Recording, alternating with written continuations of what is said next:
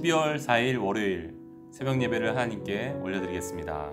오늘 본문은 욥기 29장 1절에서 25절 말씀인데요.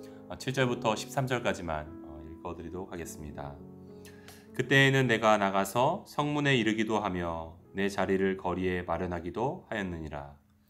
나를 보고 젊은이들은 숨으며 노인들은 일어나서 서며 유지들은 말을 삼가고 손으로 입을 가리며 지도자들은 말소리를 낮추었으니 그들의 혀가 입천장에 붙었느니라.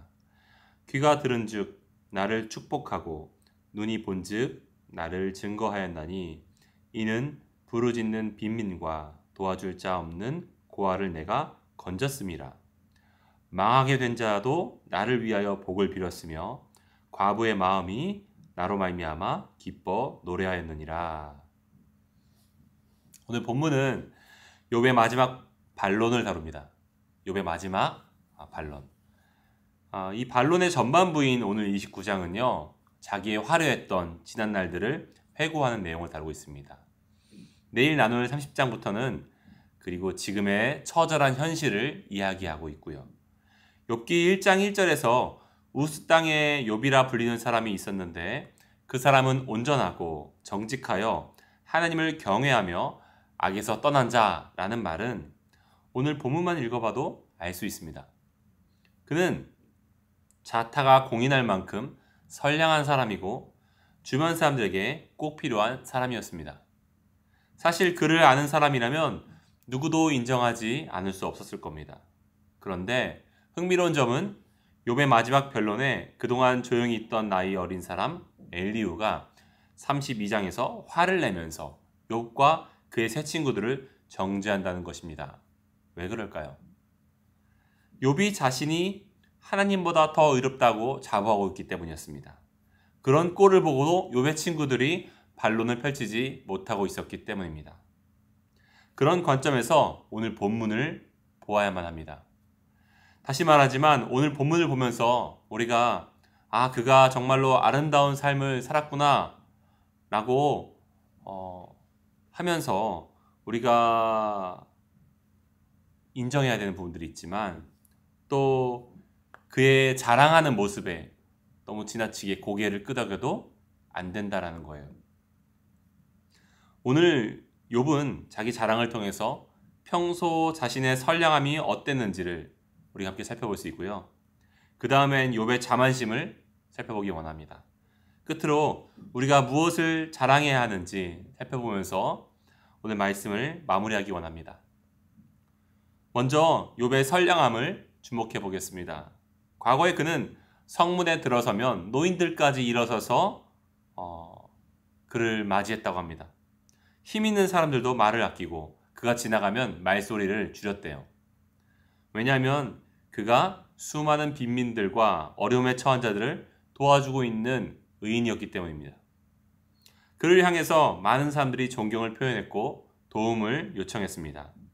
13절에서 말하는 것처럼 망하게 된 자도 과부도 그로 인해서 기뻐서 노래를 불렀을 때요. 아무리 힘들어도 욥을 찾아가자. 그래, 욥이 우리 마을에 있지? 욥은 그런 소리를 들으며 살았습니다. 얼마나 그 인생에 살맛이 났을까요? 들어보십시오. 15절. 나는 맹인의 눈도 되고 다리 저는 사람의 발도 되고 빈궁한 자의 아버지가 되며 모르는 사람의 송사도 돌봐 주었느니라. 21절. 무리는 내 말을 듣고 희망을 걸었고 23절. 그들은 비를 기다리듯이 나를 기다렸으며 봄비를 맞이하듯이 입을 벌렸느니라. 정말로 사람들이 욥을 좋아했다는 것을 우리는 알 수 있죠. 그리고 욥도 그렇게 사람들에게 중요하게 여겨지는 자신을 좋아했습니다. 저는 물론 우리가 착한 일을 하면서 그 정도 기쁨조차 누리면 비뚤어진 동기라고 말하고 싶은 것은 아니에요. 저는 오히려 모든 인간 안에 있는 교만함은 다양한 형태로 얼마든지 나타난다는 것을 얘기하고 싶습니다. 교만의 정체는 자기가 하나님이 되려는 마음이에요. 그 결과는 자기에게 집중하는 겁니다. 자기 집중. 나를 칭찬하고 나를 높이고 싶어 하죠. 이것은 악행으로도 흔히 나타나 부정과 불의를 일삼기도 하지만 선행으로도 나타납니다. 그러니까 선행이 잘못되었다기보다 선행을 하는 동기가 우리는 교묘하게 오염되어 있는 경우가 많다는 겁니다. 왜냐하면 우리는 완전한 선의로 선을 행하지 못하기 때문이죠. 우리가 타락으로 교만한 상태에 이미 놓였기 때문입니다. 교만은 자기 집중이에요. 반대로 성경이 말하는 겸손은 자기를 부인하는 것입니다. 그 사랑교회 고상선 목사님은 자기 집중은 두 가지 형태로 나타나는데 하나는 자기를 자랑하는 것이고 또 하나는 자기를 연민하는 것이래요. 자기 자랑, 자기 연민. 우리는 흔히 자기 연민은 나약해 보이기 때문에 교만과는 거리가 멀다고 생각하는 경우가 있는 것 같습니다. 반대로 자기 자랑은 자신의 업적이 자신의 것이라고 생각하기 때문에 칭찬받기를 원한다면요. 자기 연민은 어떠냐면 자기가 희생했기 때문에 사실 칭찬받아야 될 사람은 나라고 생각하는 거죠. 그러니까 둘 다 뿌리는 교만함에 닿아있다라는 겁니다. 오늘 욥의 고백을 보면요. 욥은 자기 자랑에 심취해 있습니다. 그것은 평생 그의 선량함 이면에 그조차도 잘 인지하지 못했던 숨은 동기일 것입니다. 그는 사람들보다 훨씬 더 의로운 사람이었지만 그는 남들보다 더 의로워 보이는 자신을 사랑한 교만한 사람이기도 했습니다. 제프 벤더스텔트, 우리가 그 복음의 언어라는 책을 읽었었죠. 그 책에서는 이렇게 말합니다.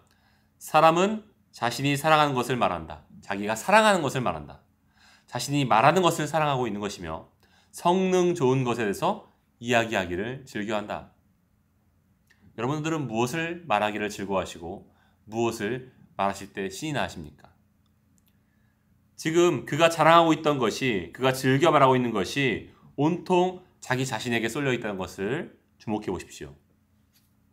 그는 분명 힘없는 사람을 도운 착한 사람이기도 했지만 힘없는 사람에게 깊은 연민과 관심을 지금 표현하고 있지 않은 점을 볼 때 그는 그들을 도운 자신을 더욱 사랑하는 마음이 훨씬 더 컸다라는 겁니다. 그는 하나님을 잘 믿고 남들보다 그분을 경외하는 삶을 표면적으로는 더 살았던 것이 사실이지만 그가 기뻐하는 삶과 자랑에 하나님이 있는 것이 아니라 자기가 주인공인 점을 볼 때 그는 하나님보다 하나님께 사랑받아서 평안을 누리고 있는 자기 자신을 더욱더 사랑했습니다. 저도 그런 경우가 있어서 잘 압니다. 제가 과거에 했던 작은 선행들, 정말 이야기 나누면 감동이 될 수 있을 만한 그런 특별한 선행들 분명히 삶마다 다 저마다 있잖아요. 저도 그런 경우가 있는데 항상 그렇지는 않거든요. 그런데 그 몇 번의 경우를 평생을 울고 먹으면서 저 자신을 자랑하기를 기뻐할 때가 많이 있었다라는 겁니다. C.S. 루이스는 교만이란 가려운 곳을 긁을 때 느껴지는 즐거움과 같다고 말합니다. 선행을 할수록 다른 사람들의 인정과 칭찬을 들으며 그는 아마 너무 즐거웠을 거예요. 그것은 그의 사업을 더욱 확장하게 하는데도 도움이 되었겠죠. 모든 사람에게 적용될 수는 없지만 그는 선행을 할수록 칭찬과 부자가 되는 운수 좋은 삶을 살았습니다. 우리가 그렇게만 살았을 때 좋은 결과가 있다면 누구나 그렇게 살겠죠. 하지만 그런 결과가 돌아오지 않기 때문에 우리가 선행을 그렇게 즐겨하지 못하게 되는데요. 그는 자기가 선을 베푼 것보다 더 풍성한 삶을 누리며 살았던 거죠. 여러분, 그의 뿌리 깊은 마음에는요, 칭찬에 대한 중독이 있었을 겁니다. 그 근거는 30장 1절부터 시작되는 그의 불평의 원인이 있어요. 그가 그 앞에서 29장에서 즐겨 자기를 말할 때는 신나서 얘기하다가 30장 1절에서 갑자기 지금의 현실, 사람들에게 인정받고 칭찬받지 못하는 지금의 현실을 이야기할 때 그가 시무룩한 것을 볼 때 우리는 그의 동기를 살펴볼 수 있는 거죠. 그는 젊은 자들이 그를 비운다는 사실을 기억하자마자 자기 자랑에 급속도로 심욱해져서 자기 연민에 빠졌습니다. 우리도 이와 같지 않습니까? 자기 자랑을 얘기할 땐 신나서 얘기하고 사람들이 알아주지 않거나 누군가 한마디로 평가를 할 때 깊이 자기 연민에 빠질 때요. 그 뿌리 깊은 마음에는 우리가 스스로 하나님이 되고 싶어하는 영적인 교만함이 자리 잡고 있다고 성경은 오늘 이야기합니다. 저도 이런 부분에서 많은 공감이 되는 것 같아요.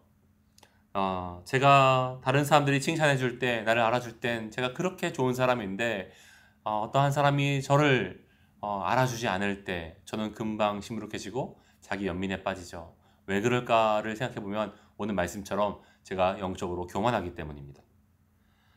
여러분들은 아니라고 생각하신다면요. 한번 내가 평소에 누구를 그러면 칭찬하고 높이기를 기뻐하는지를 한번 생각해 보십시오. 여러분들이 하나님을 높이고 다른 사람들을 칭찬하기를 늘 즐거워하는 사람이라면 여러분들은 성숙한 사람이지만, 그렇지 않고 나를 이야기할 때, 다른 사람들이 나를 주목해주고 칭찬해줄 때 더 기뻐하는 사람이라고 한다면 여러분들, 우리는 예외 없는 사람일 것이라는 겁니다. 바울은 하나님께서 세상에 미련한 것을 택해서 지혜 있는 자들을 부끄럽게 하시고 약한 것들을 택하사 강한 것들을 부끄럽게 하시는 이유가 아무 육체도 하나님 앞에서 자랑하지 못하게 하려 함이라고 말합니다. 왜냐하면 하나님을 높이고 칭찬하는 삶이 우리가 가장 행복한 삶이기 때문입니다. 하나님은 우리 마음의 방향이 우리 자신을 향하지 않기를 원하십니다. 인간 사회가 다들 자기를 자랑하고 또 자기 연민으로 부딪히고 상대를 깎아내리려는 정쟁터가 되지 않기를 원하십니다. 방법은 하나뿐이에요. 모두가 같은 한 분을 높이는 것입니다. 아무도 자기를 드러내는 것을 기뻐하지 않는 것입니다. 그럴 때 세상의 갈등은 없어집니다. 그러므로 우리는 무엇을 자랑해야 됩니까? 고린도전서 1장 31절 기록된 바 자랑하는 자는 주 안에서 자랑함과 같게 함이니라. 결론을 맺기 원합니다. 여러분, 욥의 선량함은요, 우리가 기꺼이 추구하고 닮아가야 될 아름다운 모델이 되기에 충분합니다. 그러나 그것을 닮으려는 동기도 자기 자랑을 목표로 둘 수 있다는 거죠. 우리가 타락으로 불의함도 저지르지만 선의도 저지른다는 것을 기억하기 원합니다. 우리가 평소에 가장 많이 자랑하는 것을 기억해 보십시오. 가장 즐거워하는 순간이 언제인지를 기억해 보십시오. 반대로 가장 힘들어할 때, 서글픈 감정이 밀려올 때는요, 그것이 모두 나와 관련되어 있다면 우리는 욥과 같은 선상에 놓인 문제를 마주하고 있는 것입니다. 여러분, 예수님을 보십시오. 그분의 공생에는 자기에 대한 자랑이나 말씀이 없으셨습니다. 그분은 손사래를 치면서 사람들이 하나님을 바라보게 하기를 원했어요. 자기의 말이 아니라 하나님의 말씀을 옮기기에 바쁘셨고, 그분의 삶은 마치 하나님의 비서처럼 하나님만 높이시고 드러내 보이는데 집중된 삶을 사셨습니다. 뿐만 아니라 자기가 아니라 언제나 옆에 있는 어려움에 처한 사람들을 돌보셨죠. 그분은 스가랴 선지자가 말한 것처럼 실로 겸손의 왕이십니다.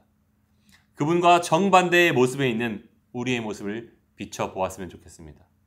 온통 자기에게 관심 있는 우리들, 내가 돋보여야 되고 내가 드러나지 않아서 속상한 우리들, 예수님이 우리가 회복되어야 될 진정한 하나님의 형상의 모형이 되십니다. 방법은 하나입니다. 그리스도를 나 자신보다 더 사랑하십시오. 그러면 내가 아닌 그분을 온전히 높이기를 기뻐하실 수 있을 겁니다. 기도하시겠습니다. 사랑의 하나님, 오늘 욥의 모습 속에서 저희들의 못난 모습들을 봅니다. 저희는 자기 자랑하기를 기뻐하며 쉽게 자기 연민에 빠지기도 합니다. 그것이 하나님이 아닌 나를 높이고 싶어하는 교만함에 뿌리가 닿아 있다는 것을 오늘 알게 되었습니다. 우리 자신보다 예수님을 더 사랑하는 저희들 되게 하여 주옵소서. 예수님의 이름으로 기도합니다. 아멘. 오늘 우리 두 가지 놓고 기도했으면 좋겠는데요. 먼저는 자기 자랑과 자기 연민처럼 자기에게 몰두하지 않는 사람이 되기를 원합니다. 도리어 그리스도에게 몰두하는 사람, 그분을 높이기를 자기를 높이기보다 기뻐하는 사람이 되길 원합니다. 또한 둘째로, 오늘 삶의 자리에서 타인을 나보다 더 높이는데 집중된 하루를 보내보았으면 좋겠습니다. 예수님은 높아지려거든 낮은 데 처하라고 말씀하셨습니다. 자기 스스로를 높이려고 하는 그런 비참한 삶이 아니라 하나님이 인정해 주시는 삶, 바로 그런 삶을 우리 모든 성도들에게 살아가기를 축복합니다. 기도하시겠습니다.